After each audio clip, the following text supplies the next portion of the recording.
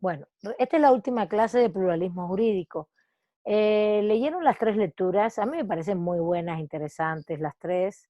Ya de la primera lectura vimos toda la parte de Antonio Carlos Vollmer, el concepto, la naturaleza, las características, sobre todo el concepto básico a partir de la crisis del positivismo jurídico, esa parte histórica que nos explica Vollmer de cómo realmente hubo pluralismo jurídico y en qué momento histórico, todo eso se lo expliqué ya hace como tres clases o más, cómo el momento histórico de la Revolución Francesa, sobre todo ese cambio del siglo XVIII al XIX, es el que genera la negación de la existencia de diferentes sistemas jurídicos a un mismo espacio-tiempo. ¿Entienden el concepto espacio-tiempo que les doy, no? Un mismo espacio es el territorio que hoy ocupa México en el mismo momento, ¿no? Esa es la confluencia de dos sistemas jurídicos en ese espacio temporal. Eso es importante porque hay algunos de ustedes que no vieron elementos básicos del derecho y para saber el tema de espacio-tiempo es porque estamos intentando, el derecho se desenvuelve siempre, el derecho vigente, en espacios y tiempos, ¿sí? En espacio y tiempo, ¿qué quiere decir? Se desenvuelve en un espacio determinado. El derecho no es universal, ¿no? No es que no es el mismo derecho todo el tiempo, no, no, no, no, en todos lados, no, para nada. Eso no es así, nunca ha sido así. Incluso lo que hoy se considera más universal, en todo caso, son los derechos humanos, ¿no? Que se supone que rigen en todo espacio, todo tiempo del universo. Pero el derecho siempre ha sido un fenómeno histórico, un fenómeno que va a estar relacionado justamente con un territorio determinado, un espacio determinado, eso es espacio y territorio, y una temporalidad determinada, ¿no? Siempre hay una vigencia del espacio y del tiempo, ¿sí? ¿Sí me entienden eso? ¿Entienden ese concepto? Es un concepto básico de teoría del derecho, ¿no? La vigencia del espacio y el tiempo, ¿no? Claro, de ahí se derivan muchos principios, ¿no?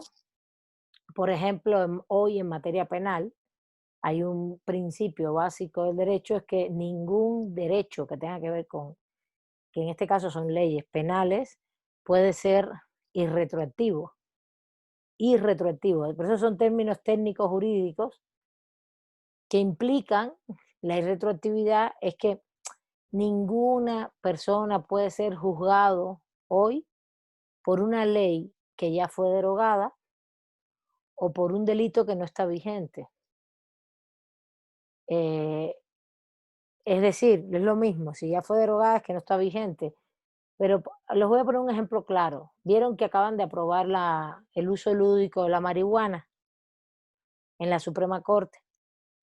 Si hubiera alguien en la cárcel que tuviera un delito, que no es el caso, no, no creo que en el caso de México casi eso no existe porque nunca la policía ni hubo una, no se perseguía por eso, ¿entiendes? No se perseguían delitos.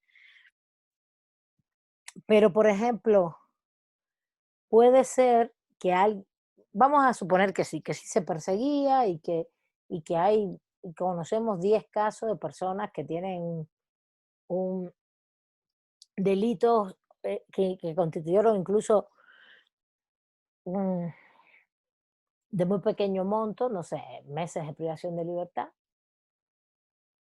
o meses y que incluso fue subsanado. Da lo mismo, vamos a poner un ejemplo hipotético. Un año de privación de libertad por uso y consumo de marihuana. ¿Está bien? Hoy mismo esa persona, una vez que esté aprobada la norma jurídica, ya se aprobó en el Senado, tiene que ir a diputados ahora. Una vez que esté aprobado en diputados y que el Ejecutivo la promulgue, es decir, que el Ejecutivo haga el decreto de promulgación, es decir, que sea vigente. No es vigente, acuérdense, no está vigente ahora, está vigente cuando se promulgue, sea divulgada, sea publicada en el Diario Oficial de la Federación. ¿Sí se entiende eso? Es un acto formal. Ese día, todas las personas que estaban presas, sancionadas, lo que fuere, por el uso y consumo de marihuana, tienen que salir. A no ser que le hayan probado tráfico, que es otra cosa. O que ¿Sí se entiende? ¿Por qué? Porque deja de ser un delito. Ese es el concepto de retroactividad de la ley penal. En el momento en que deja de ser delito, te aplica efectos a la persona afectada, le aplica efectos. ¿Sí se entiende? Y a la vez hacia el futuro también. Si yo hoy em, eh, si hoy una cosa que fue delito en su momento, o asumo que esto estás cometiendo una infracción, pero no es eso no es delito, pues no se te puede juzgar por eso. Ese es el término de retroactividad y retroactividad de la ley penal. Se los voy a poner en el chat para que lo entiendan. Es irretroactividad de la ley penal. A nadie lo pueden juzgar por un delito, por una acción que cometió hace 5 años, cuando no existía un delito y a lo mejor hoy existe el delito. ¿Sí? No, eso no se puede hacer tampoco. Es un tema de que siempre se favorece a las personas en materia y se mueve la ley en el tiempo en ese sentido. Bueno, pero bueno, eso es una cosa que quería comentarles rápidamente para que entendieran el tema de vigencia en el espacio y en el tiempo. Eh,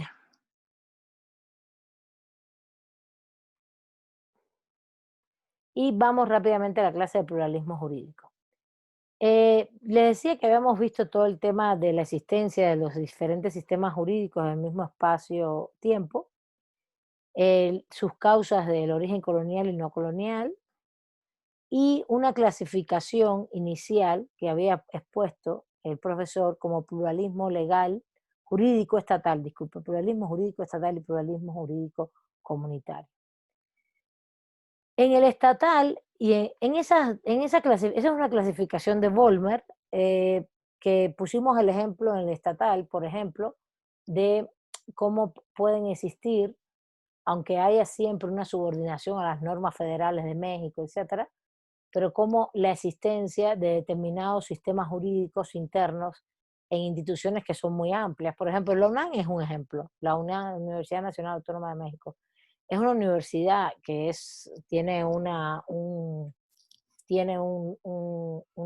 amplitud, me refiero a presupuesto, cantidad de personas, con las cuales se va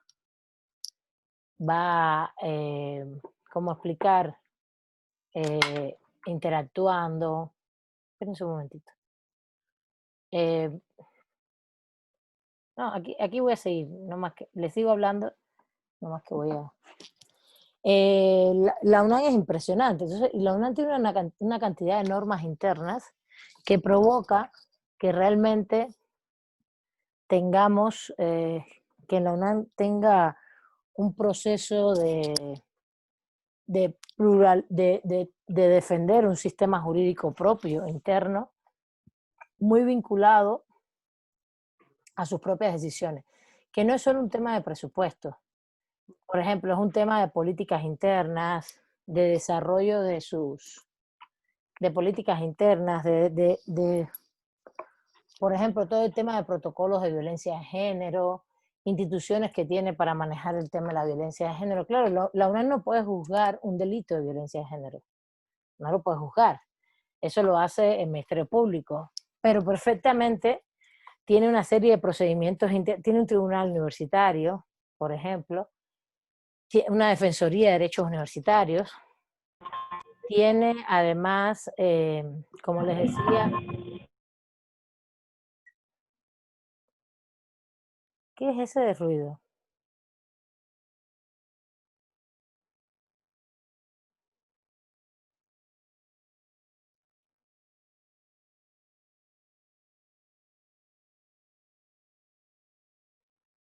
A ver, dejé entrar al Motorola porque me dijeron que era un estudiante, pero bueno, Sí, soy yo, profesora. Soy vale, Jacqueline, nada más que me prestaron el teléfono porque me quedé sin pila. Bueno, mi teléfono se quedó sin pila y no tengo a la mano mi lap, está pero bien, soy yo, Martínez Rivera. vale, perfecto. Gracias.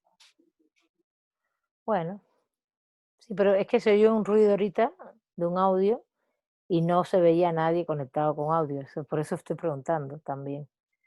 ¿Sí me entienden? Si ustedes ven a la derecha los participantes, si de pronto miré, se escuchó un audio y no se escuchó a nadie, no se vio que nadie, por lo menos no lo vi yo. Si es alguien, no hay problema, pero por favor, vean sus micrófonos. Bueno, entonces volvamos.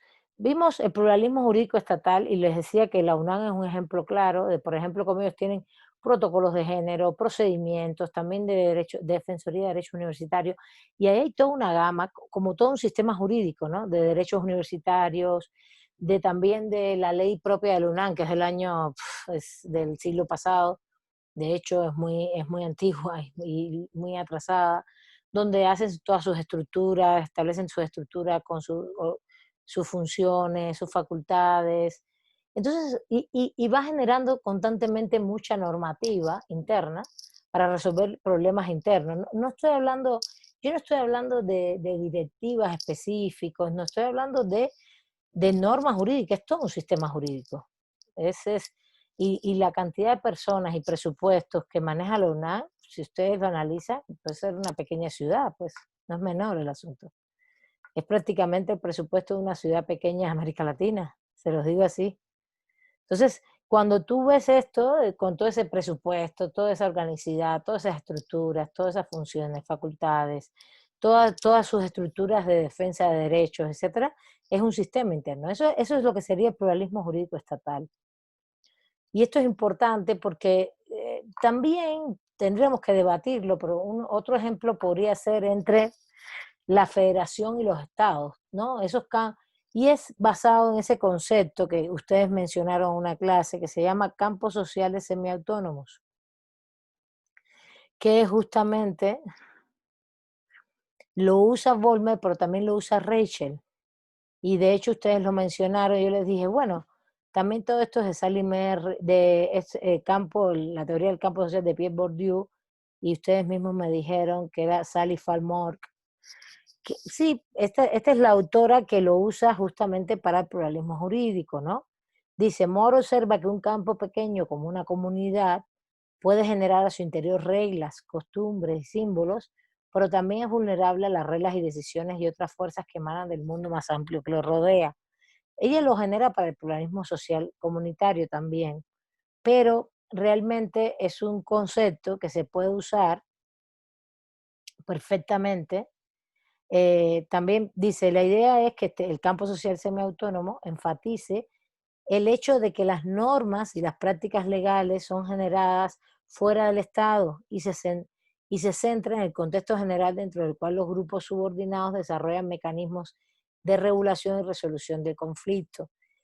El concepto no solo está para el pluralismo jurídico estatal, sino también para el pluralismo jurídico comunitario, aunque Volmer lo usa de manera general, dice, se admite la presencia de numerosos campos sociales semiautónomos con relación a un poder político centralizador, lo está usando para el primero, para el pluralismo jurídico estatal, así como múltiples sistemas jurídicos establecidos vertical y jerárquicamente a través de grados de eficiencia, siendo atribuido al orden jurídico estatal una positividad mayor. Este segundo aspecto es el que más se apega a la UNAM. Y el primero es el que tú le das autonomía a un determinado espacio y el espacio genera sus propias normas, sus propias costumbres, sus propias formas de funcionamiento. En México los organismos constitucionales autónomos, si bien están muy bien regulados, incluso en la Constitución, etcétera, también tienen un grado de autonomía interna y se les da el presupuesto para tomar una serie de decisiones y también sus procedimientos internos. Eso hay que ver, uno no puede decir todo lo que sea autónomo en México es pluralismo jurídico, habría que analizar caso por caso y discutirlo también, hasta qué punto todo lo que tenga autonomía, dígase, por ejemplo, los organismos constitucionales autónomos, las universidades, las entidades financieras autónomas, el Banco de México, por ejemplo, todo eso tiene autonomía, todos esos son autónomos.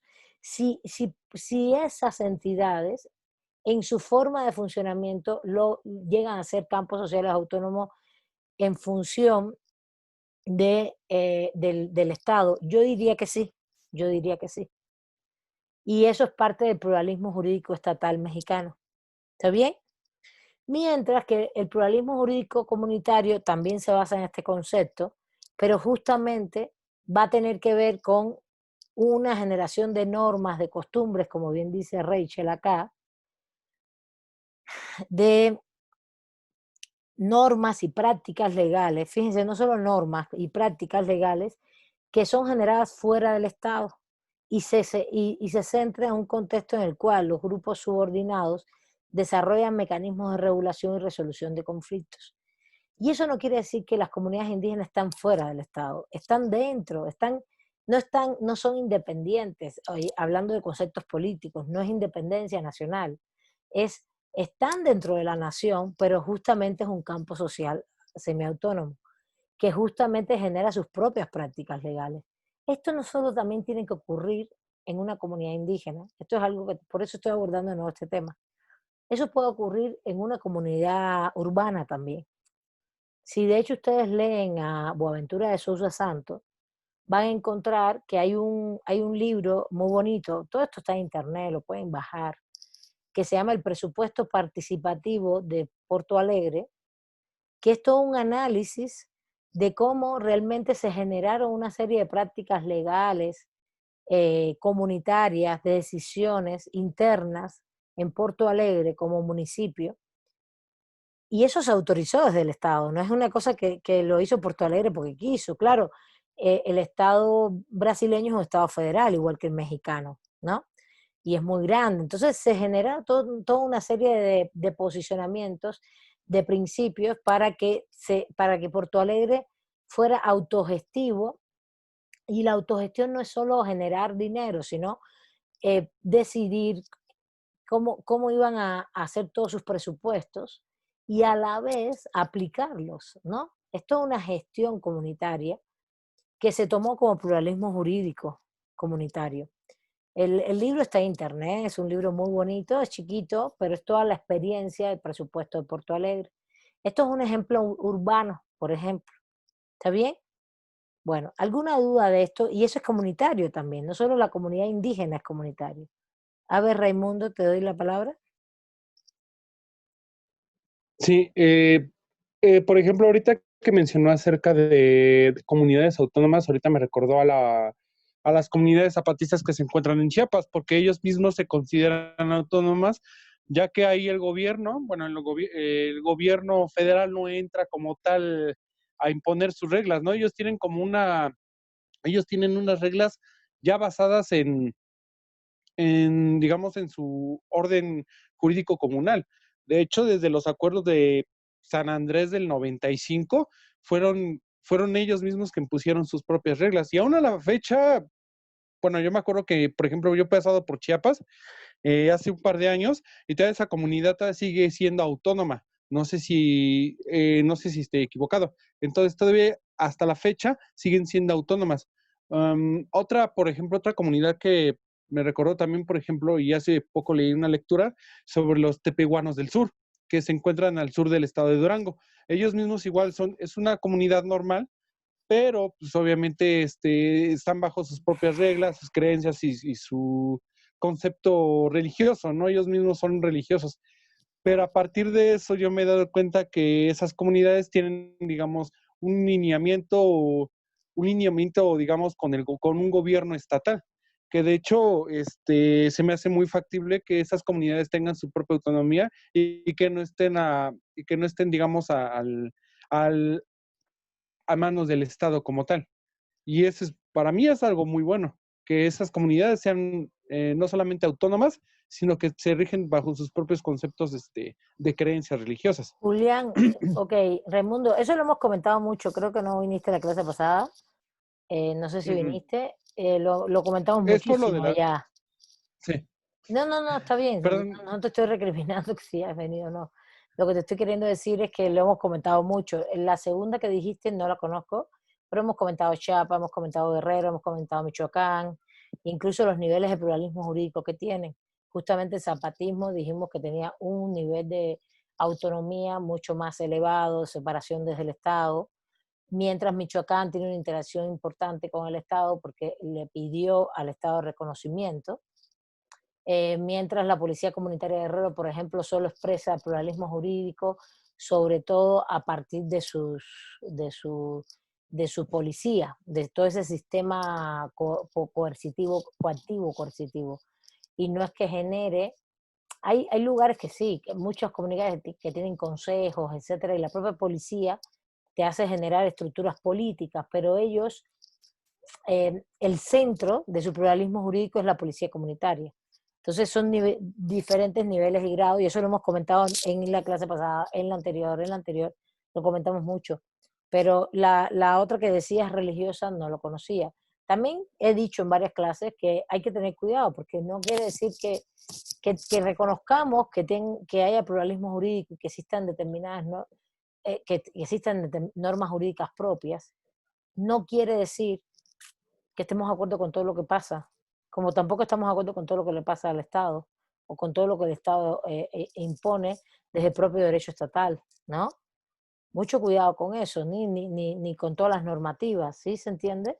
Esto es hay que tener mucho cuidado porque, por ejemplo, no conozco la comunidad religiosa, esta que comentabas, pero hay cosas que siempre y cuando, y eso lo comentamos en la primera clase, creo que Adrián me hizo la pregunta, que cuando, o en la segunda, que cuando, en qué momento, en el debate del video, en qué momento aceptamos o no esas normas, ¿no? Y yo puse un ejemplo o puse un parámetro de principios que para mí es relevante desde el punto de vista de los principios de funcionamiento de los derechos humanos, entendiendo los derechos humanos desde el punto de vista del paradigma crítico del derecho, donde son universales, pero a la vez se reconocen los derechos colectivos, como los derechos de los pueblos indígenas, los derechos de determinados grupos, donde además la propiedad privada no puede estar por encima de ningún derecho humano. Son diferentes parámetros críticos que uno tiene que estar de acuerdo, que nosotros ponemos como principios universales, y donde evidentemente vemos a los derechos humanos con todos sus principios, ¿no? Indivisibilidad, interdependencia, todo esto. Y esto es importante, porque entonces ahí lo que vamos a encontrar es que en muchas comunidades puede haber contradicciones, con alguna que otra comunidad puede haber alguna contradicción con la concepción de derechos humanos, no con la propiedad, pero sí con determinados valores respecto a determinados grupos. Entonces es un tema de valores.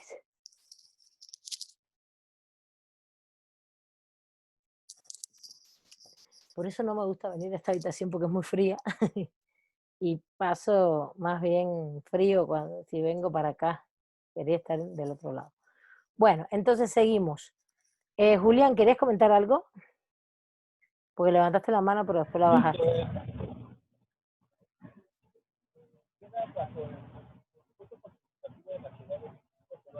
No te escuchamos, Julián. No te escuchamos. ¿Te puedes acercar a la boca? Ya sé que estás en el metro, ya sé. Ahorita a ver si te da tiempo. Ahorita cuando llegues, al final de la clase, si te da tiempo, intervienes, no hay problema, ¿vale? Vale, gracias.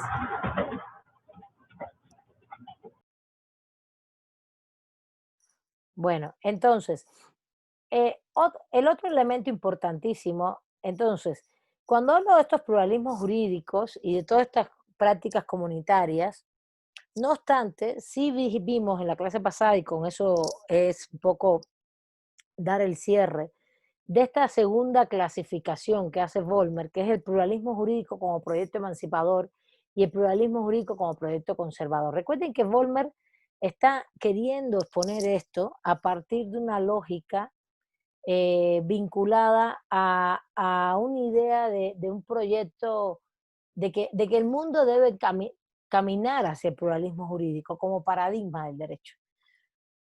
No está diciendo que un pluralismo jurídico es de un tipo ni otro. No está haciendo ahí una clasificación, sino está diciendo cómo realmente en el mundo puede haber prácticas. A ver, sí, es que sí, en el fondo sí está diciendo que está hablando de prácticas legales, de sociojurídicas. Recuerden su concepto, ¿no? Que son prácticas sociojurídicas que existen. Y él dice, hay algunas que tienen corte emancipador y otras que tienen corte emancipador, conservador y otras emancipador. Pero cuando habla del conservador, está pensando sobre todo en algo que está sucediendo hoy, no es algo que, que va a suceder a futuro. Y es toda la práctica jurídica, de las prácticas sociojurídicas que existen, de pluralistas jurídicos, que la clase pasada ahí nos quedamos y algunos tenían dudas, que tenía que ver con el funcionamiento de la globalización del capital. Y en esto también Rachel lo abunda mucho y habla mucho de cómo realmente hay un transnacionalismo legal, hay un proceso que también Aleida Hernández, otra compañera que trabajamos muy en conjunto, lo comenta, tiene un libro sobre eso, se llama sobre pluralismo, se llama La globalización y el derecho, algo así, ahora no recuerdo. Y lo que habla todo el tiempo es cómo hay agentes emisores, sujetos, actores, emisores de normas jurídicas. Por ejemplo, Viviana, no sé si estaba bien en la clase, había preguntado que no había entendido bien lo del soft law. Sí, sí está en la clase.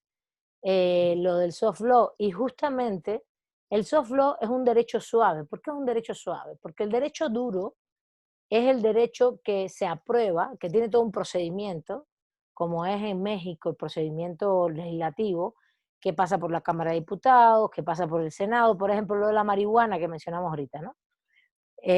La iniciativa puede presentarse en una Cámara u otra. Las iniciativas no tienen que presentarse exclusivamente en una Cámara. En este caso, la de la marihuana se presentó en el Senado a partir del acatamiento de una norma, incluso de una resolución de la Suprema Corte, porque la Suprema Corte dictó una jurisprudencia. Pero no obstante, el Senado lo que hace es debatir el tema y hacer el cambio legal, y lo aprobó. Ahora eso va a pasar a la Cámara de Diputados, porque implica, creo que, un cambio en la Constitución. No me he leído el proyecto, ni cómo quedó, ni nada de eso, la verdad. Va a pasar a la Constitución, tiene que pasar a la Constitución, por eso está pasando también a diputados. Y diputados, una vez que lo apruebe, no creo que implique cambiar derechos humanos. Si lo implica, va a tener que pasar a los estados, pero no lo creo, y entonces se va a hacer este cambio de esa reforma. Creo que no, porque no sé si incluso es un cambio constitucional, la verdad. No lo he analizado, es lo que les digo. Lo que quiero es que entiendan el proceso legislativo, y una vez que se apruebe, el Ejecutivo dicta un decreto y dice que aprueba tal reforma, y lo tiene que formalizar, dicta el decreto y lo promulga, lo publica, y sale en el Diario Oficial de la Federación. Así son las reformas, ¿verdad? Eso, Viviana, es derecho duro, hard law en inglés, derecho duro. ¿Por qué? Porque es un derecho que tiene un procedimiento rígido, un procedimiento que lleva pasos y que necesita tener esos pasos para llegar al final a la promulgación. En el caso mexicano, que son los sistemas románicos, que justo es lo que vamos a ver en la próxima unidad. En la próxima unidad no es que vamos a ver historia solamente, vamos a ver un poquitín de historia, pero vamos a ver estas características del derecho duro, de estas cosas teóricas del derecho que son técnicas, que cómo se hacen en nuestro sistema románico y cómo se hacen en el common law, que son diferentes. Cómo se crea el derecho se aplica de manera diferente en los dos sistemas. Y justamente, vamos a ver un poquito de historia, pero muy poquito. En un semestre normal yo veo un poco más de historia, pero no va a ser el caso. El derecho duro es eso, no sé si Viviana entiendes, ese es el derecho duro. ¿Cuál es el derecho suave? El que no pasa por esos procedimientos. El que justamente pasa por una serie de medidas como el Fondo Monetario Internacional, el Banco Mundial, ¿no? Y ellos en sus directrices internas dicen, generan, por ejemplo, las directrices para este año que tienen que ver con determinados mecanismos internacionales del capital, ¿no? El funcionamiento mercantil capitalista. Todo esto se mueve mucho. Por ejemplo, ¿ustedes creen que en este año eso no se ha movido porque estamos en pandemia? Al revés, lo movieron mucho en función de la pandemia. Es muy contextual eso. Van moviendo no solo los principios, sino la forma de funcionamiento, se van adecuando mucho a si vienen crisis, a si no hay crisis, a si sube el petróleo, a si baja el petróleo, a las bolsas, a las situaciones contextuales, además a determinados procesos, porque por ejemplo ahí actúan muchos actores comerciales, capitalistas, mercantiles, transnacionales, no solo el Banco Mundial y el FMI, sino a nivel global está actuando todo esto, pero todo a la vez está muy interconectado y globalizado. Por ejemplo, si tú tienes un fenómeno natural en Japón o en la zona de Asia y se caen las acciones de determinadas bolsas porque tiene que ver con determinado no sé qué, todo eso va moviéndose y todo eso generan normas jurídicas. ¿Qué tipo de normas? No es constituciones, no son leyes, son directrices, son principios o son sencillamente cambios en la economía que implican cambios jurídicos. Ustedes dirán, pero ¿qué norma? A ver, si ustedes entran al Banco Mundial, incluso van a ver que ellos tienen una serie de normas, al Banco Mundial o al FMI, tienen normas internas, es impresionante. Incluso, por ejemplo, tienen unas normas vinculadas al derecho a la consulta de los pueblos indígenas. Y esto es impresionante, que tú te quedas así, tú dices, no manches, ¿cómo tienen? Claro, porque ellos lo que hacen es que esas normas las van dictando, por ejemplo, si en algún momento ellos van a ofrecer dinero, lana, financiamiento para grandes megaproyectos, una presa, carreteras, minas, a las empresas transnacionales, sobre todo, ellos lo que hacen es decir, sí, sí, yo doy financiamiento, Fondo Monetario Internacional, Banco Interamericano de Desarrollo, Banco Mundial, pero ustedes me tienen que cumplir estos procedimientos internos míos, que nada tienen que ver con los Estados-nación. Y eso, y por ejemplo, ustedes saben por qué lo hacen, porque saben que el derecho colectivo de los pueblos indígenas a la consulta es muy importante y está reconocido a nivel internacional y, por ejemplo, en América Latina, que hay tantos pueblos indígenas, cuando ellos dicen, te doy tal financiamiento, tienes que cumplirme tales regulaciones, pero no por el convenio 169 de la OIT. No es que les interese tanto, sino el problema es que los pueblos indígenas rompen con estas normativas los megaproyectos. Y entonces ha pasado muchas ocasiones que estas grandes entidades financieras internacionales aportan recursos y después el proyecto no se puede hacer. Y esto es interesantísimo. Ustedes si quieren entren para que vean todos los proyectos que ellos tienen y van a ver cómo realmente no solo hay dinero, sino también hay estrategias internas, directrices, principios, normas que ellos te ponen, incluso a lo mejor no están ni publicadas, y te las ponen y te condicionan a una empresa o a un Estado o a una ONG para darles proyectos, darles financiamiento. ¿Sí se entiende? ¿Se entiende esto? Eso es mínimo, eso es un caso, pero también lo hacen de manera más regional, lo hacen global, lo hacen por regiones, y entonces son productores de una normativa jurídica que, volviendo al soft law, al famoso soft law, derecho suave, es una norma jurídica que se está que hay algunas que son más estáticas, pero muchas se mueven constantemente. ¿Y por qué se le llama derecho suave? Primero, porque no pasaron por un procedimiento de un legislativo. El legislativo, recuerden que es el poder soberano al cual nosotros elegimos en los estados para que emitan normas jurídicas. Por tanto, es un poder que tiene, el legislativo es muy importante en todos los países, porque justamente casi todos los países tienen poderes legislativos que hacen diferentes funciones, pero sobre todo en nuestros sistemas románicos todos los poderes legislativos son los que más vinculados están al derecho, al voto que nosotros ejercimos. Nosotros votamos por los legislativos para que ellos tomen las medidas legales vinculadas a la realidad de nuestros países. Y lo que va a pasar con todas estas normas que estoy hablando, todo eso es hard law, pero con lo que va a pasar con las normas del soft law es que no pasan por ningún legislativo, pasan por las entidades financieras internacionales. ¿Sí se entiende eso? Y eso lo hace ser un derecho suave, no solo por su movilidad, sino también es un derecho suave porque no tiene rigidez en su procedimiento, sino está en función de las leyes del mercado.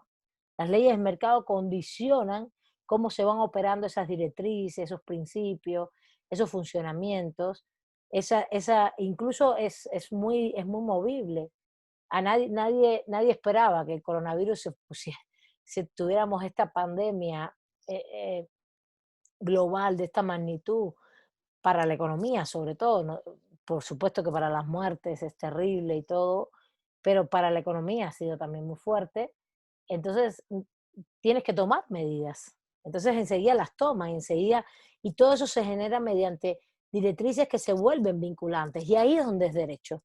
Porque ¿para quién se vuelven vinculantes? Para los estados y para las entidades transnacionales. Entonces, incide en nosotros, aunque nosotros no querramos. Por ejemplo, los precios del petróleo. El Estado mexicano va al mercado mundial y dice, este es el precio del petróleo que yo pongo porque yo quiero. Claro que no, ¿no?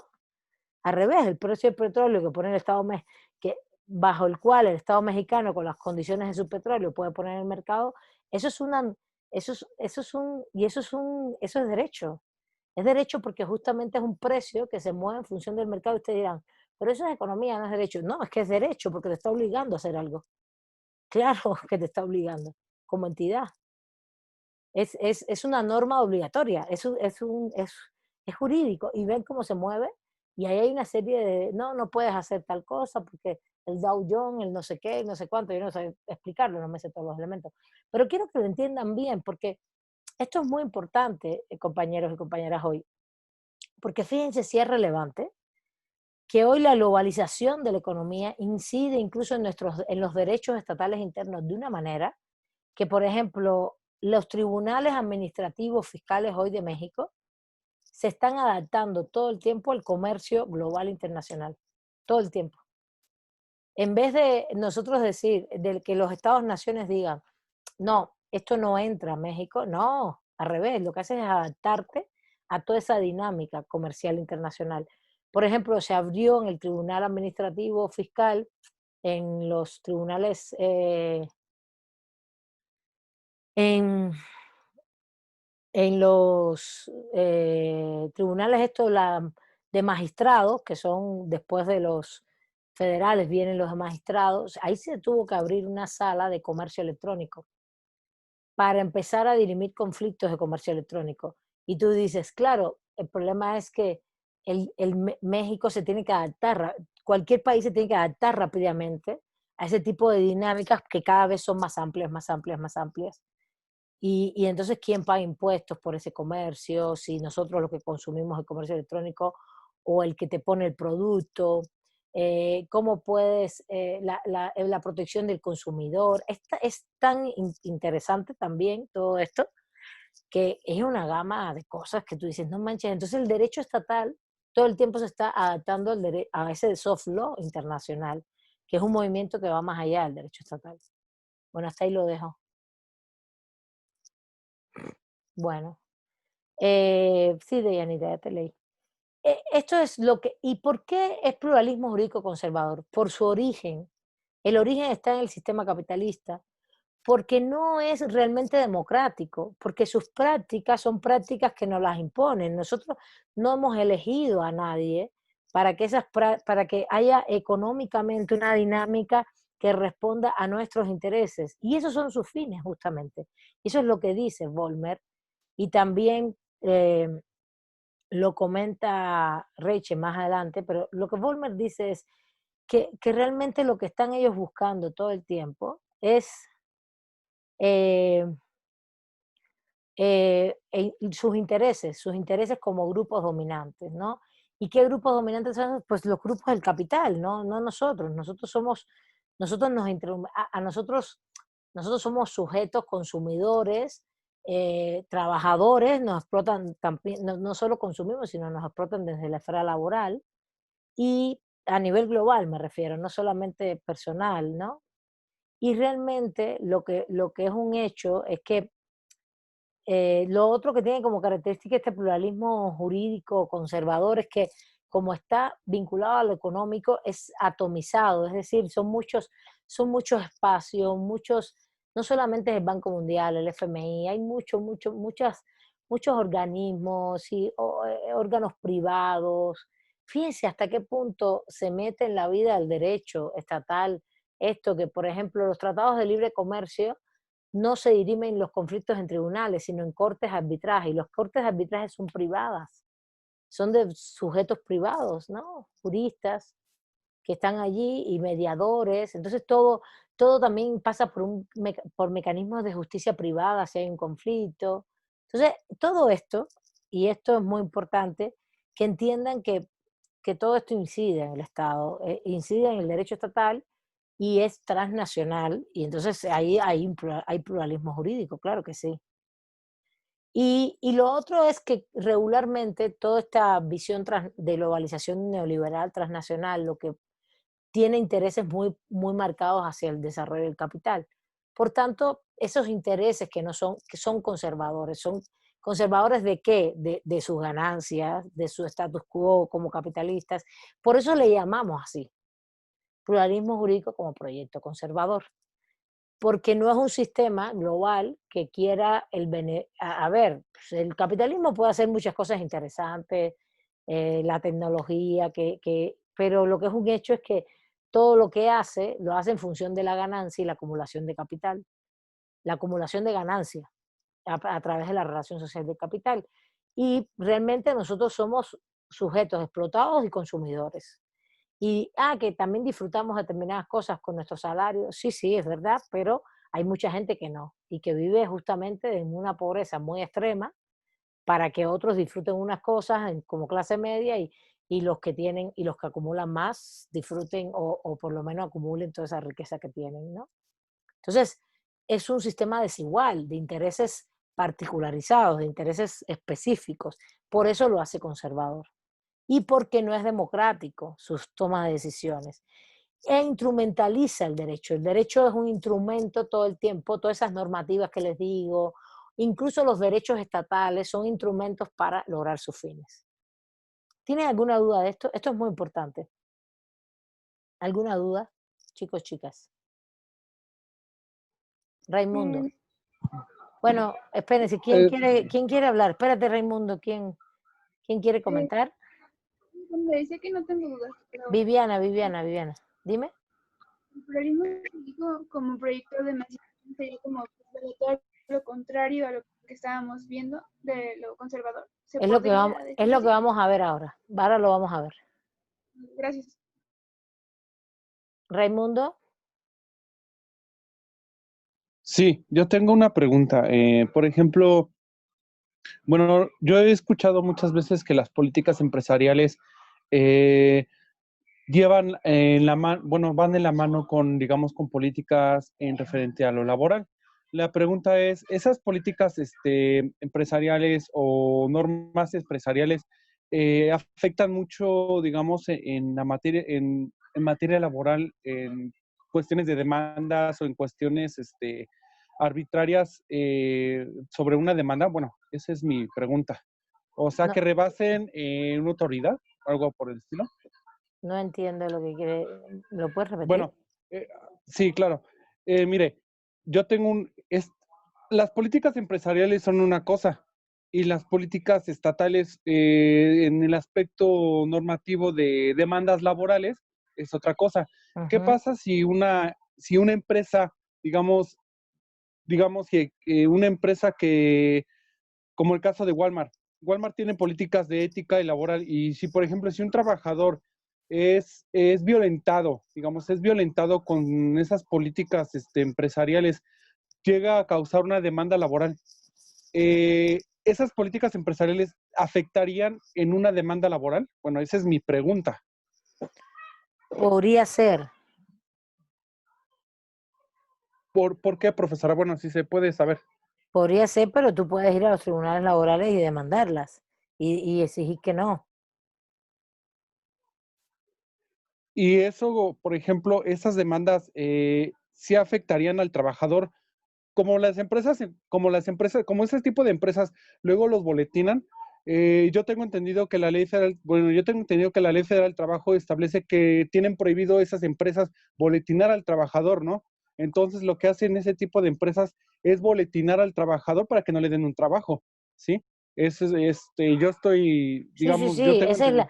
esa es la práctica, estás de acuerdo perfectamente, estoy de acuerdo contigo que eso lo hacen, pero todo eso es ilegal. Ajá, Eso y no quiere decir que sea legal. Que lo hagan no quiere decir que sea legal. A ver, vamos por partes. Primer punto.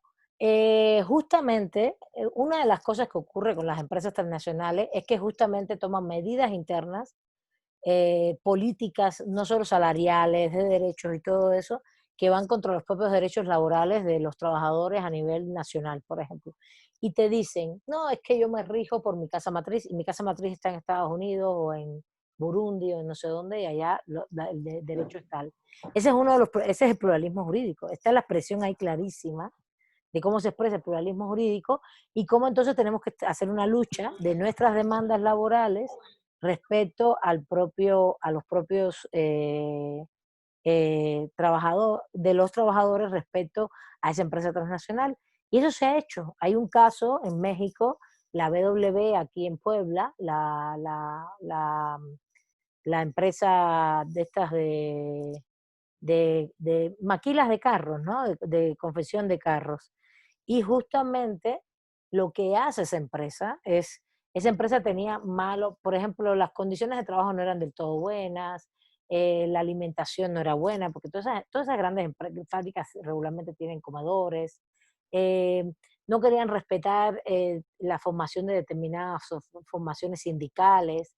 Entonces lo que hicieron fueron los trabajadores se plantaron y armaron un caso fuertísimo de exigencia, no solo, fíjate, tú no solo te plantas una vez al año con el contrato colectivo de trabajo, sino también si tú como grupo obrero te sientas y generas una resistencia y generas sobre todo visibilidad, que es lo que se hace en los litigios estratégicos de derechos humanos y eso, es difícil entonces que los voten a todos, ¿eh? Porque es complicado.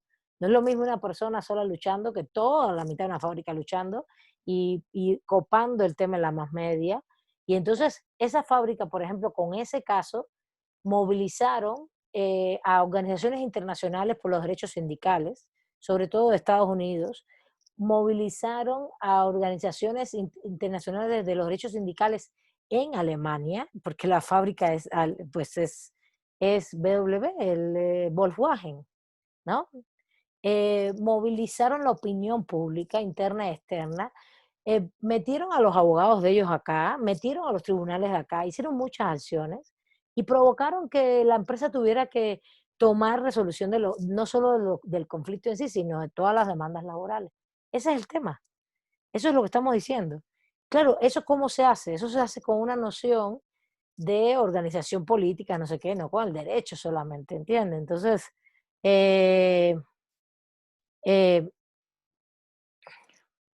bueno, entonces, en ese sentido, es importante que ustedes entiendan que justamente eso pasa con las empresas transnacionales y que ustedes pueden ser obreros de esas empresas y que nos podemos quedar muy desprotegidos si no nos movilizamos políticamente, porque los estados, a veces hay estados que de pronto ponen freno y empiezan a regularizar todo esto, pero hay estados que no. Ahora mismo el Estado mexicano quiere regularizar el outsourcing, pero se ha armado tremendo problema con eso. Lo quieren quitar, pero hay que ver cómo lo quieren volver a regular, porque no es solo quitarlo, sino que van a regularlo de otra manera, y hay que ver cómo va a quedar esto.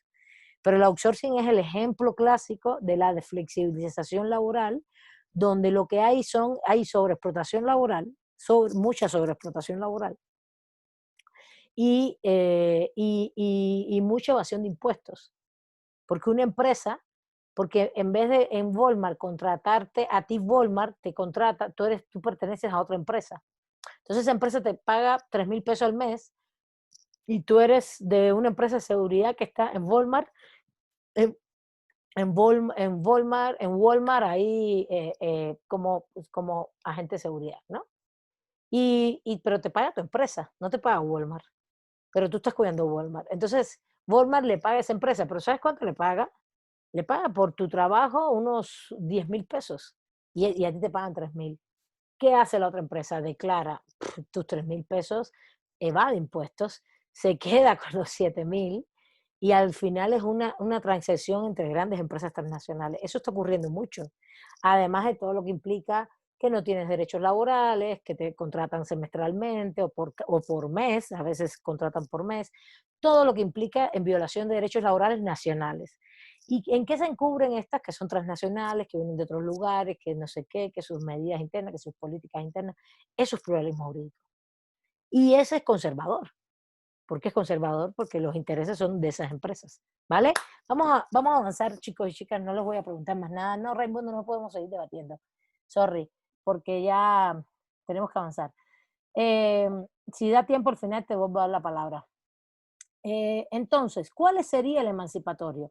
Justamente la propuesta de Vollmer es que tenemos que reconocer la pluralidad jurídica como paradigma, pero que tiene que ser de otro tipo. Y ahí pone una serie de elementos que son muy importantes y que tenemos que sabernos, que es que existen nuevos sujetos sociales y que esos sujetos son sujetos actuantes. Y ahí está el tema de, por ejemplo, si tú, el ejemplo que acabo de poner de Volkswagen, que por una lucha socio-jurídica y política lograron sus derechos, tú dirás, no, pero eso es derecho estatal. No, no, no, porque estás incidiendo también en marcos, en campos sociales semiautónomos, como es una empresa transnacional que tiene sede en Alemania y que tiene una franquicia que es la que rige a lo mejor a México en Estados Unidos, y tienes a los trabajadores que son de mexicanos.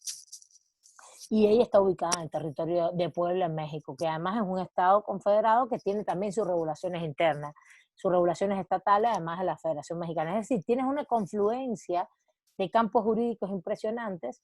Y entonces lo que dice siempre Vollmer es que por estos casos, o incluso de manera, y por eso pone parámetros muy globales, debemos aspirar a tener pluralismo jurídico pero emancipador, es decir, como proyecto emancipador es reconocer que existen todas estas prácticas, pero intentar de darle peso a determinados elementos. ¿Dónde se originan las prácticas del pluralismo jurídico? El origen emancipador justamente en los conflictos sociales. Por eso él habla de nuevos sujetos sociales, un sujeto social que es participativo, que se autodetermina y que modifica su proceso histórico social. Esto es importante, es lo que le llama el sujeto vivo, actuante, libre, ¿no? Que implica que es un grupo, por supuesto esto no es Ángel, Salvador, Raimundo, Ricardo, no somos sujetos individuales, está hablando de grupos sociales, y está hablando de colectivos, de grupos que tienen determinada, que van generando un campo social autónomo mediante, y donde se origina, pues siempre hay conflictos, regularmente hay conflictos, y lo que nosotros queremos es justamente tener una serie de normativas y de regulaciones internas de ese grupo social en un espacio determinado, que en nuestra actuación implique, uno, que amén de que se ha originado por conflictos y por todo, porque también no tenemos satisfechas determinadas necesidades sociales. A ver, el conflicto no siempre es que, como el de Michoacán, que había personas que estaban taladrando madera y estaban amenazando a la comunidad y todo eso, y a las mujeres, sino no solo eso, también está, y también el tema de la violencia, pero también puede ser un conflicto como es el despojo de tus tierras, el despojo de tus aguas, el despojo de tus recursos naturales, una comunidad indígena, campesina. Eso ocurre en México, pues, en todos lados, ¿no? El despojo de tu espacio, donde tú vives, donde tú haces todas tus prácticas. ¿Por qué? Por megaproyectos. Que si, por ejemplo, en el istmo de Tehuantepec, las eólicas, ¿no? Tienes que contar con la comunidad. No puedes llegar con las eólicas allí, que fue lo que hicieron. Y además al final generan de manera muy barata por el tema del aire, energía, y la venden carísima. ¿Y quiénes son? Pues Kimberly-Clark, Walmart, son las que están generando esa energía. Y son las que se están llevando el dinero. Y las comunidades, bien, gracias, ¿no? Estamos hablando de ese tipo de conflicto y de ese tipo de despojo. Por tanto, estamos hablando de grupos sociales organizados en un espacio-tiempo determinado, ¿vale? Ese es un primer punto, y esos grupos sociales no solo tienen un conflicto, sino también tienen insatisfacción de sus necesidades básicas. Porque lo que es un hecho es que nosotros, por ejemplo, como ciudadanos del Estado mexicano, no vamos organizándonos por ahí para generar normas jurídicas en todas las cuadras porque sencillamente estamos en contra de algo. No, se genera un movimiento mucho más grande. No es que ahora este grupo de legalidad social del derecho va a generar una norma nueva para la UACM, ¿no? porque nosotros queremos, porque nos gusta. No, no es así.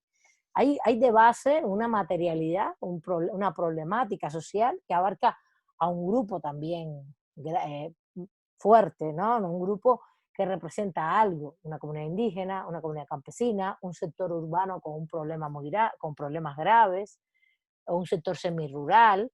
No es cualquier cosa, no es cualquier grupo de cualquier lugar, ¿vale?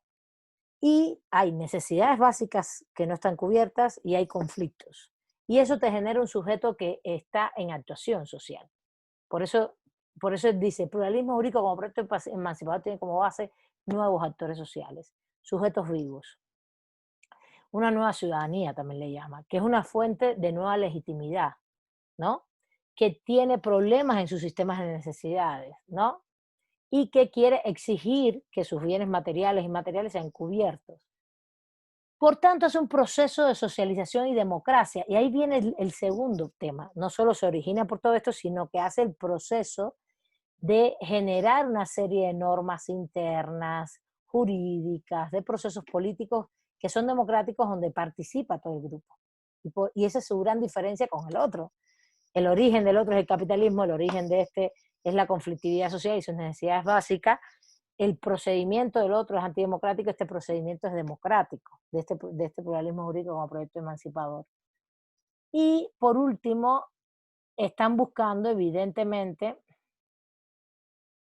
generan todas esas prácticas democráticas en un espacio comunitario descentralizado y participativo, reordenan todo ese espacio público como colectividad, generan políticas democráticas de participación, de control popular, de gestión y de autogestión. Eso puede ser, vuelvo y repito, un municipio, eso puede ser una comunidad indígena, una comunidad campesina. Regularmente está asociado en América Latina a estas comunidades. Puede ser un espacio semiurbano, urbano, pero potente. No es una cuadra, no es un barrio fifí de no sé qué, no. Esto regularmente está sucediendo en América Latina, en espacios donde hay pobreza. Acuérdense que hay insatisfacción de necesidades. Bueno, puede ocurrir en un barrio fifí. ¿Qué hace un barrio fifí con un conflicto como la violencia? Pues cercar el barrio, eso es lo que hacen. Comprar rejas y lo cercan y se acabó. Y no dejan que nadie pase. Pero ¿qué hace una comunidad indígena, una comunidad campesina? Pues se organiza, se moviliza y dice, aquí no puede entrar nadie y genera sus propias normas políticas y jurídicas internas. Eso es lo que pasa. Esa es la gran diferencia. Regularmente es así.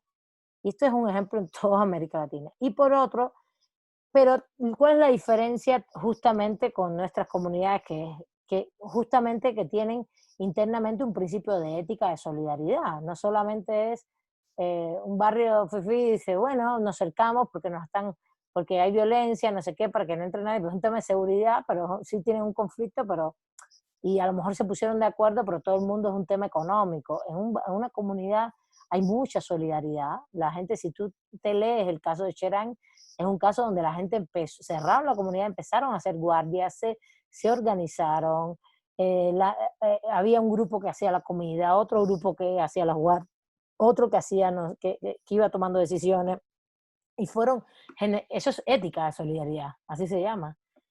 Una serie de valores, todo el mundo participa. Y por último, el fin último, que a diferencia del conservador, es la emancipación. Pero emancipación, ¿qué quiere decir? Pues liberarte de todos estos procesos dominantes que tienes. No tener las necesidades básicas satisfechas, por tanto, violaciones de derechos, que haya violencia, que haya esto. Entonces tú lo que haces es generar prácticas liberadoras, que te liberan, porque la práctica no es solo jurídica, aunque se hable mucho de pluralismo jurídico, no es solo jurídica, es jurídica y es política. ¿Está bien? Bueno, ¿alguna duda de esto? Que me falta un punto más para cerrar. 2 puntos. Exacto, como un bien común. Muy bien, Jacqueline, ¿sí? Es como bienes comunes. El bien común no solamente es el agua, la tierra, sino también es la práctica solidaria. Todos esos son bienes comunes, ¿no? Bueno, entonces, por último, el otro punto, ¿cómo se relacionan? Y ese es un punto importante que venimos hablando hace varias clases, todos esos sistemas jurídicos. Y ahí está muy trabajado en los 3 artículos, en el de Tere, de manera con las comunidades indígenas, en el de Rachel, te da los conceptos básicos y sobre todo es el tema de la relación de interlegalidad. ¿Por qué? ¿Por qué? Porque no se analiza hoy, y esto es importante que lo sepan y quiero que lo entiendan. Hoy no analizamos de ninguna manera los sistemas jurídicos de manera cosificada. ¿Qué cosa es cosificado? Es un término filosófico que implica que conviertes algo en una cosa, ¿no? Yo voy a analizar a María Josefina Ayala y la convierto en un objeto de estudio. Tú estás convirtiendo a una persona en un objeto de estudio y la cosificas, si es una persona además. Imagínense un grupo social, no es separado. Las relaciones sociales son relaciones complejas, lo hemos visto desde la primera clase, y todos estamos interactuando. Por tanto, nosotros necesitamos, y eso es lo que dice Rachel en ese texto, es que los estudios sobre el pluralismo jurídico fueron avanzando y más que analizar solamente los sistemas jurídicos de manera aislada, lo que empezaron fue a analizar la relación entre los sistemas jurídicos, porque eso es lo que se daba todo el tiempo. ¿Qué es lo que se está dando? Pues justamente dice, el pluralismo legal, que es como ella le llama, porque es una traducción desde el inglés, es entendido cada vez más como una relación de dominación y resistencia, es decir, los paradigmas legales dominantes fijando los parámetros para las normas y prácticas legales subordinadas. Es un proceso siempre en el cual, ¿cuál es el sistema jurídico dominante en México? Pues el del Estado, eso está clarísimo. Y por encima del Estado, de las transnacionales también. ¿Y cuál es el sistema jurídico subordinado? Pues las comunidades indígenas, las comunidades campesinas, las comunidades que quieren, siempre nosotros somos más débiles. La ciudadanía es más débil frente al Estado, frente a las transnacionales. Entonces, cuando hablamos de esto, evidentemente los antropólogos y sociólogos lo que fue viendo cómo realmente no era un tema de analizar un sistema por un lado y un sistema por otro, jurídico, sino de ver cómo funcionan e interactúan estos sistemas.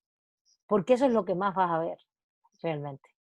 Lo que más vas a ver es justamente cómo se van relacionando todos estos campos sociales autónomos y cuáles son sus tensiones. Y ahí dice, por ejemplo, cómo se pueden, a ver, déjenme ir un poquito más adelante, cómo el sistema legal externo penetra al campo, pero no siempre lo domina. Esto es un tema, porque también siempre se hablaba, ¿no? Que el Estado es más dominante, las transnacionales sí, pero sí puede haber expresiones de dominación, por eso el pluralismo jurídico emancipatorio lo que te dice es, como proyecto, es liberarte de los poderes dominantes, pero no siempre hay dominación, también puede haber espacios de autonomía y de resistencia. Eso es muy importante, porque esto es muy interesante. La gente cree que de pronto las comunidades, porque como Michoacán, que interactúan con el Estado mexicano, el Estado las domina. Pues no, no las domina. Tienen rangos de autonomía impresionantes. Que en algunos casos hay tensión, hay dialéctica, por eso hablan aquí del tema este que enfoca Sally Merry, les hablé del libro de Sally Merry, que dice, la interacción entre el derecho estatal y no estatal es precisamente una relación dialéctica mutuamente constitutiva entre el derecho estatal y otros órdenes normativos. Es una relación de contradicción, de tensión, subordinación, dominación, tensión, contradicción y ganancia de espacios liberadores. A mí no me interesa que Michoacán le haya ido al Tribunal Electoral, no importa, me parece muy bien que haya ido al Tribunal Electoral y haya dicho, deme mi reconocimiento, deme mi estatus político para ir a hacer mis elecciones, y lo que hacen es seguir avanzando en esos espacios de liberación. No importa que hayan tenido que ir al Estado. Como también es muy respetable que los zapatistas digan con el Estado nada, que eso es lo que hacen. No, porque los zapatistas justamente dicen eso, con el Estado nada. Les estoy poniendo ejemplo para que vean que esto existe. Y el otro punto final es el concepto de interlegalidad, ¿no? Que justamente la interlegalidad es la relación, no es el pluralismo jurídico, ¿vale? Es la relación donde dice, la interlegalidad no es el pluralismo jurídico de la antropología jurídica tradicional, en donde la antropología jurídica tradicional ve que hay diferentes órdenes legales, sistemas jurídicos, y se conciben como entidades separadas, que coexisten en un mismo espacio político. No.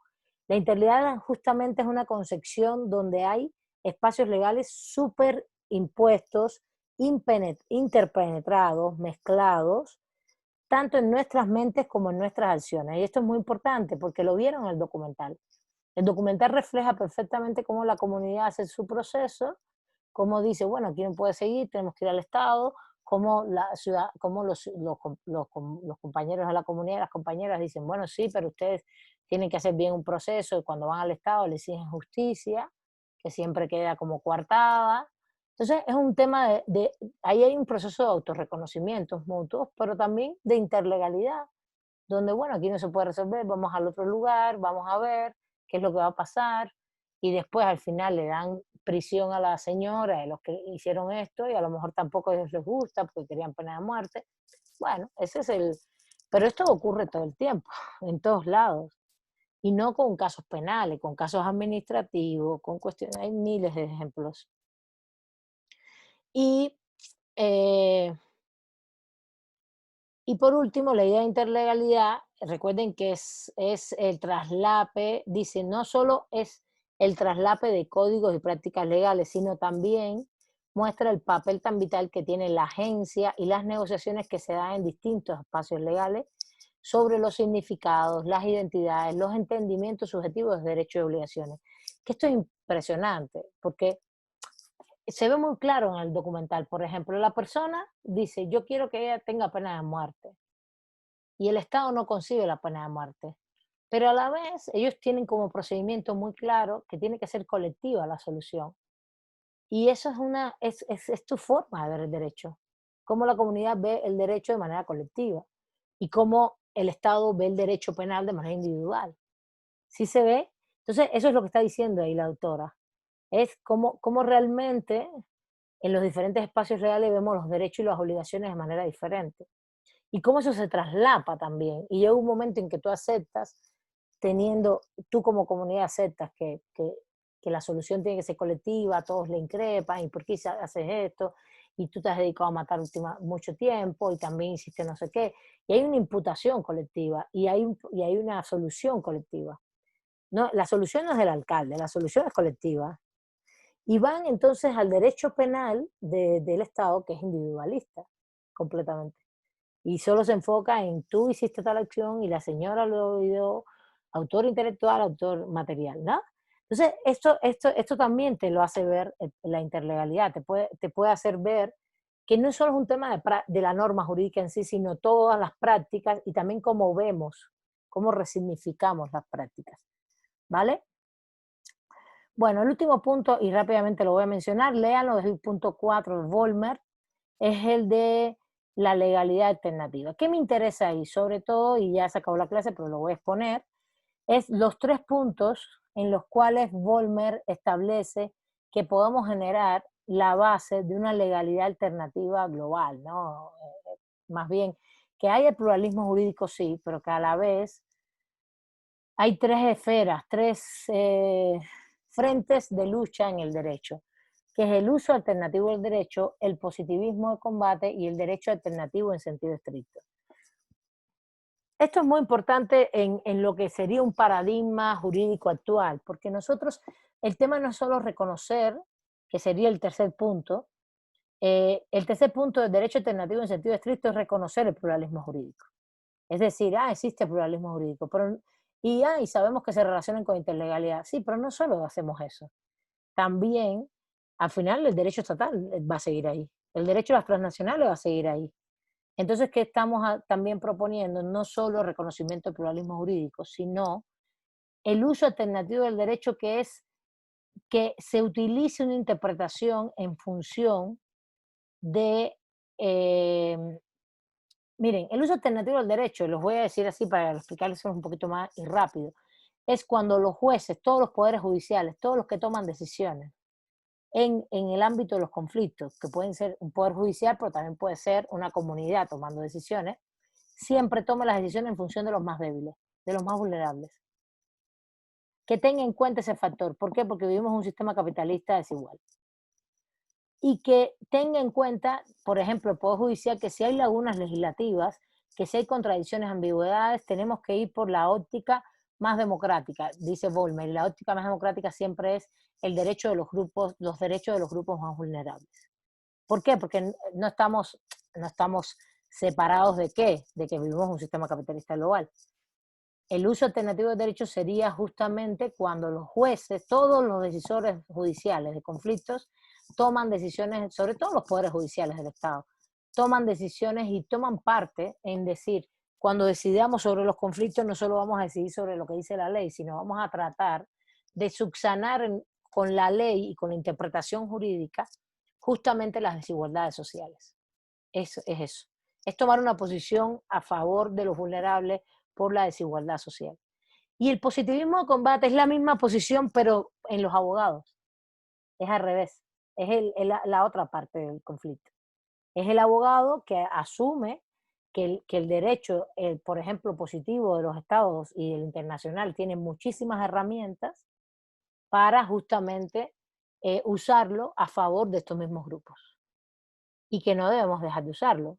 Y el tercer punto sería el reconocimiento del pluralismo jurídico. Es decir, el paradigma del pensamiento jurídico crítico hoy no nos quedamos solo con que nos reconozcamos el pluralismo jurídico, sino también que hagamos dos puntos, un uso desde los actores judiciales y un uso desde los abogados. Positivismo de combate abogados, uso alternativo del derecho de los actores judiciales, subsanando lo más posible las desigualdades sociales. ¿Qué interés tiene esto? Emancipatorio, liberador, que realmente tú subsanes desigualdades sociales, asumas una posición ética de valores dentro de ese actuar, que tú no vas a violar la ley, tú no le vas a dar la razón a Ricardo o a Yolanda por encima de otra persona en su mismo estatus, no, sino a Yolanda y a Ricardo frente a una empresa, eso sí. Y tratar de buscar toda la interpretación posible y todas las lagunas posibles para que ellos puedan ganar los casos y ganar sus derechos y exigir sus derechos. Igual que es un grupo trabajador en una transnacional, defender al grupo trabajador por encima de todo. Esa es la ética, ese es el tema, no a la transnacional. ¿Sí me entiende? Bueno, chicos, ahora sí se acabó todo. Jacqueline, rápido, te doy la palabra porque no conversas tanto y es importante. Dime. Le iba a preguntar, o sea, con todo lo que ahorita nos acaba de explicar, le iba a preguntar qué alternativas les da el Estado a todas estas comunidades vulnerables con los proyectos masivos que tiene el gobierno, no sé, por ejemplo, con el Tren Maya y todo eso. Pues los megaproyectos siempre generan problemas ambientales y problemas de despojo de recursos. Lo que pasa es que no todo megaproyecto siempre genera lo mismo. Hay que analizar cada megaproyecto. ¿Vale? Sí generan, siempre va a generar algún problema ambiental. Siempre. Un hotel en una playa le puede dar 5.000 trabajos a toda una comunidad, por ejemplo, una cadena hotelera, una cantidad de hoteles, una playa. A que genere problemas ambientales, claro. Donde tú metas gente hay problemas ambientales porque hay basura y esto y lo otro. Tú lo que pasa es que siempre tienes que usar remedios ambientales, ¿se entiende? Por favor, compañera Lice, remedios ambientales. Remedios ambientales y tratar de subsanar, pero a la vez necesitas los hoteles porque entonces hay 3 comunidades atrás que están trabajando allí y tienen trabajo y tienen salario. Entonces, los derechos humanos siempre están en tensión. Así que o das derecho laboral o tienes una playa muy linda y muy autóctona, muy bonita. Ese es el tema. El tema es que siempre vamos a tener estos problemas. Pero a nivel global, ¿entiendes? No en México, en todos lados. O el Tren Maya genera gran movilidad y un tema de transporte muy importante y rompes toda una dinámica de grandes costos de transporte, de mucho tiempo la gente transportándose, te va a generar un derecho de transporte más digno para la gente, para mucha gente que vive ahí, pero y a la vez tú dices, no, va a generar problemas ambientales, hay que ver, hay lugares donde están todas las líneas, por tanto no hay ningún problema ambiental, y hay otros que sí. Ah, pero va a llegar turismo y va a haber más afluencia de turismo. Ah, eso genera un problema ambiental. Ah, pero va a generar trabajo. Ah, va a generar trabajo. Esa es la vida del megaproyecto. El megaproyecto es eso, siempre. A no ser que tú pruebes que el megaproyecto es de apropiación. Por ejemplo, las eólicas del Istmo de Tehuantepec, que fueron esos fueron propiciadas justamente por la reforma energética, están metidas allí, las comunidades lucharon contra eso y no les dieron la posibilidad de consulta. Lo hizo José Ramón Cosío Villegas, lo hizo antes de terminar su mandato, dijeron que no a la consulta, la Suprema Corte. Es decir, hace 2 años. Entonces, esas están ahí instaladas, instalando sus molinos de viento. Esos molinos de viento están generando energía eléctrica, la venden, te voy a decir, la producen a 0.1 centavo y la venden a 10 pesos. ¿De qué estamos hablando? De una apropiación de recursos y las comunidades no están justamente, pasen la lista, por favor, gracias. No están justamente beneficiadas. Entonces hay que analizar caso por caso, Jacqueline, ¿vale? Caso por caso. Yo sí soy de las que cree que muchos megaproyectos, que tienes que cumplir la legalidad de los megaproyectos, tienes que hacer manifiesto de impacto ambiental, tienes que hacer consulta previa libre informada, bien hecho, y que siempre va a haber contradicciones y problemas, pero entonces hay que sopesar, hay que ponderar qué está bien, qué está mal, qué es lo mejor, qué es lo peor. ¿Está bien?